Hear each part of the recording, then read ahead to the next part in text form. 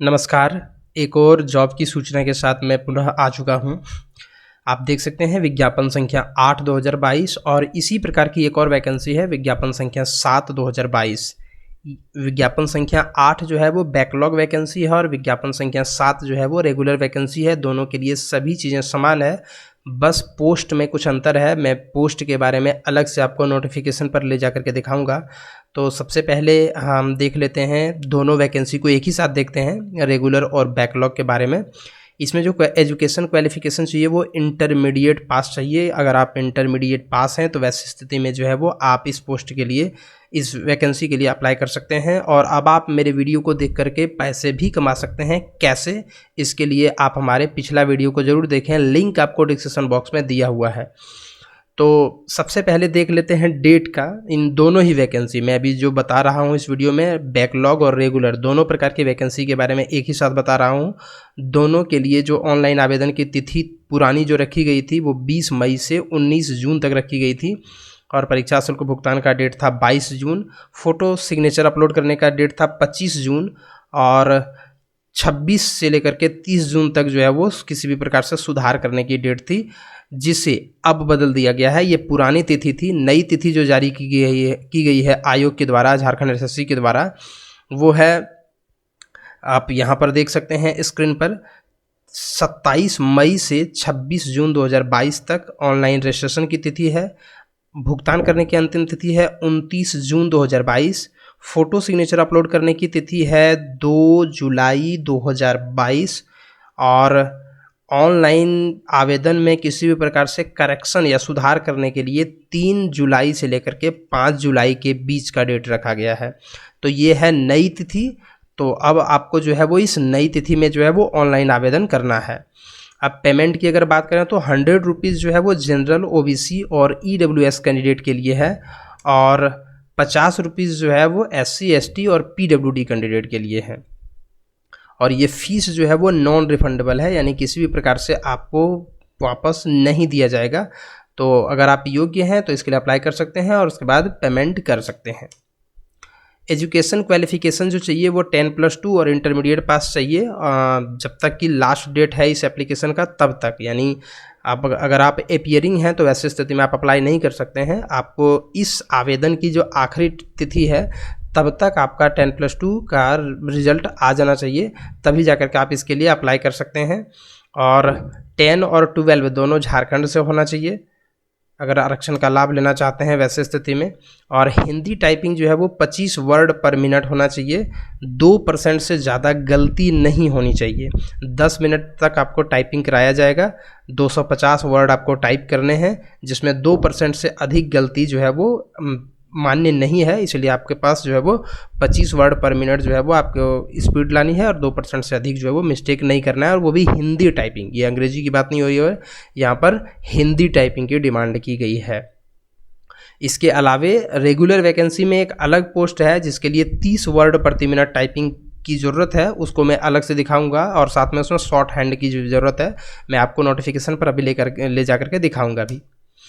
As की अगर बात करें तो 1 अगस्त 2022 को आपका उम्र होना चाहिए 18 से 35 साल। ये बैकलॉग की है और रेगुलर वैकेंसी में 2 अलग अलग डेट दिया गया है। मैं आपको नोटिफिकेशन पर वहाँ ले जा करके दिखाऊंगा। मैं अभी फ़िलहाल यहाँ पर आपको बैकलॉग और कुछ हिस्सा रेगुलर, उसमें जो है वो 1 अगस्त 2022 को उम्र जो है वो निर्धारित करने की तिथि मानी गई है। 18 से 35 साल जनरल ईडब्ल्यूएस के लिए, ओबीसी मेल के लिए 37 साल, ओबीसी फीमेल के लिए 38 साल, एससी एसटी मेल और फीमेल के लिए 40 साल और पीडब्ल्यूडी कैंडिडेट जिनको जो मोर देन जो है वो 40% दिव्यांग हैं उनको 10 साल की उम्र में छूट दी जाएगी।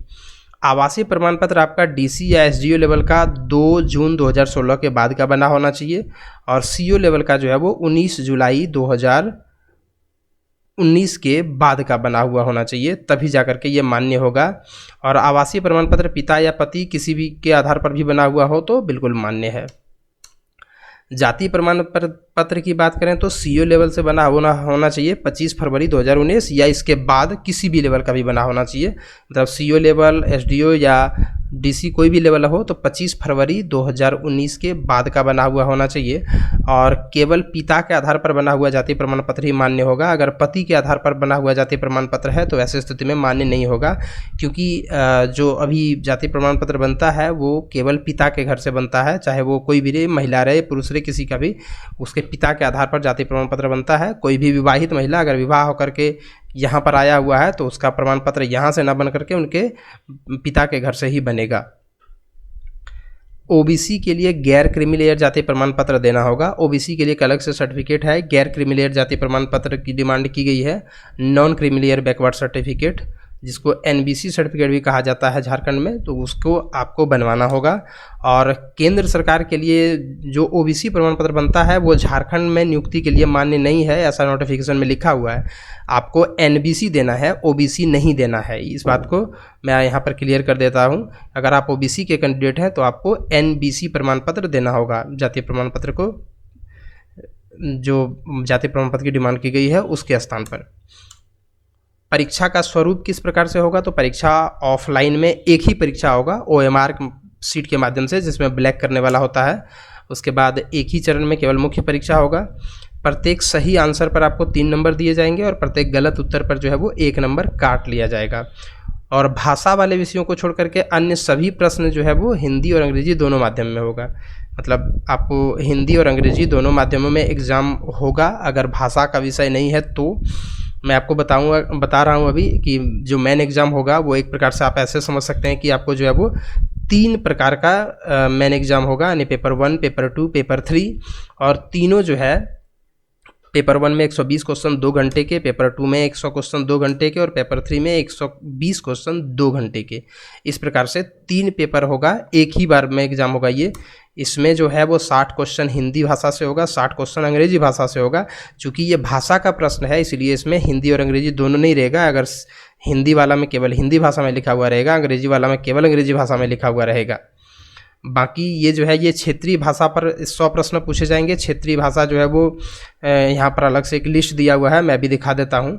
और उसके बाद जो है वो 120 क्वेश्चन जो पूछे जाएंगे पेपर 3 में, उसमें सामान्य ज्ञान से 30 प्रश्न, झारखंड के सामान्य ज्ञान से 40 प्रश्न और कंप्यूटर और हिंदी टाइपिंग, इन सबों से 50 प्रश्न पूछे जाएंगे।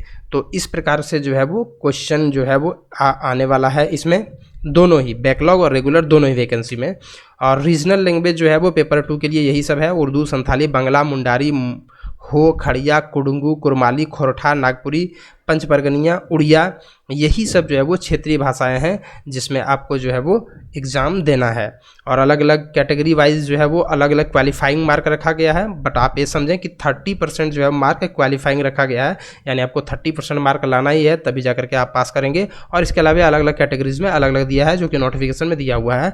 आप चाहें तो नोटिफिकेशन को डाउनलोड करके पढ़ भी सकते हैं। सभी प्रकार का लिंक आपको वीडियो के डिस्क्रिप्शन बॉक्स में दिया हुआ है, वहाँ से आप इसे देख सकते हैं। कोई भी वैकेंसी को अप्लाई करने से पहले जो है वो नोटिफिकेशन को ध्यानपूर्वक आप पढ़ लें ताकि आपसे किसी भी प्रकार से कोई गलती ना हो। और चैनल को सब्सक्राइब कर लें, लाइक करें और शेयर भी करें। अब चलते हैं थोड़ा सा सीधे नोटिफिकेशन के ऊपर, वहाँ पर देखते हैं पोस्ट डिटेल और कुछ और बातों को। ये है ऑफिशियल वेबसाइट जहाँ से आप आवेदन कर सकते हैं। ये है वो लिंक जिस पर सभी प्रकार के फॉर्म को आप ऑनलाइन के माध्यम से अप्लाई कर सकेंगे। आप देख सकते हैं यहाँ पर अभी कुछ फॉर्म जो है वो ऑनलाइन हो रहे हैं, उसका यहाँ पर आपको लिस्ट दिख रहा है। ये है रेगुलर वैकेंसी की, आप देख सकते हैं JIS CKST CCE 2022 regular vacancy. और उसके बाद ये वाला जो है ये आप देख सकते हैं, ये है बैकलॉग भर्ती। तो दोनों में एक ही चीज़ें हैं। मैं इसके बारे में तो आपको बता ही चुका था, इसके बारे में थोड़ा सा पोस्ट के डिटेल को देख लेते हैं। ये रहा पोस्ट, टोटल 5 पोस्ट हैं इसमें, जो कैटेगरी वाइज यहाँ पर अलग अलग दिया हुआ है, जिसे आप देख सकते हैं। शैक्षणिक योग्यता भी यहाँ पर दी गई है, उसे भी आप देख सकते हैं। और शैक्षणिक योग्यता इन सबों के बारे में मैंने आपको पहले ही बता दिया। और आप यहाँ पर देख सकते हैं उम्र की गणना 1/8/2022 1/8/2022 के आधार पर की जाएगी। ये है बैकलॉग वैकेंसी, आप यहाँ पर देख सकते हैं बैकलॉग। अब चलते हैं रेगुलर वैकेंसी पर। रेगुलर यानी नियमित भर्ती, इसमें अगर आप देखिएगा तो इसमें भी सबसे पहले पोस्ट के बारे में हम जान लेते हैं। ये है वो पोस्ट का डिटेल जिसको आप नोटिफिकेशन को डाउनलोड करके देख सकते हैं। अलग अलग प्रकार के पोस्ट हैं और इसमें कितने कैटेगरी वाइज हैं वो सारे यहाँ पर दिया हुआ है। तो इसे आप यहाँ पर देख सकते हैं नोटिफिकेशन को डाउनलोड करके। उसके बाद यहाँ पर है शैक्षणिक योग्यता और कौशल परीक्षण, इन सबों के बारे में। तो एक जो पोस्ट है स्टेनोग्राफर का, जिसमें आपको जो है वो इंटर पास तो चाहिए है, उसके अलावा हिंदी में 30 शब्द प्रति मिनट आपको टाइपिंग करनी है और 80 शब्द प्रति मिनट जो है वो आंसू लेखन करना है, यानी शॉर्ट हैंड जो है वो 80 शब्द प्रति मिनट करना है। तथा अनुसूचित जाति जनजाति के लिए जो है वो 80 शब्द प्रति मिनट तो शॉर्ट हैंड होगा ही, और हिंदी टाइपिंग में जो है वो 25 शब्द प्रति मिनट की गति होनी चाहिए। सिर्फ ये एक पोस्ट के लिए है, स्टेनोग्राफर के लिए। बाकी सारे पोस्ट के लिए जो है, जो मैंने आपको बताया वही है, 10+2 किसी भी संस्थान से होना चाहिए, और इसके अलावा 25 वर्ड प्रति मिनट आपकी स्पीड होना चाहिए, 250 वर्ड आपको टाइप करना है, और 2% से अधिक गलती नहीं होना चाहिए। ये अलग अलग जो है वो पोस्ट के नाम दिए गए हैं। ये पे मैट्रिक्स लेवल दिया हुआ है 19,900 से 63,200। तो इसमें और साथ में कुछ जो है वो वैकेंसी जो है वो प्लेयर्स के लिए भी जो है वो आरक्षित की गई है। अब थोड़ा सा उम्र के बारे में अगर इसमें देखें तो इसमें उम्र के लिए 2 अलग अलग कट ऑफ डेट रखी गई है।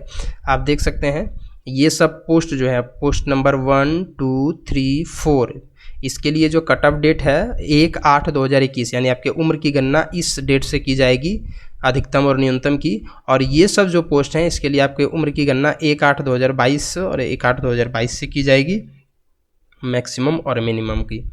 और यहाँ पर आप देख ही सकते हैं 18 वर्ष, इसके बाद 35 वर्ष ओबीसी के लिए, 37 वर्ष पुरुष के लिए, महिला के लिए 38 वर्ष, जो मैंने आपको पहले भी बताया हुआ है।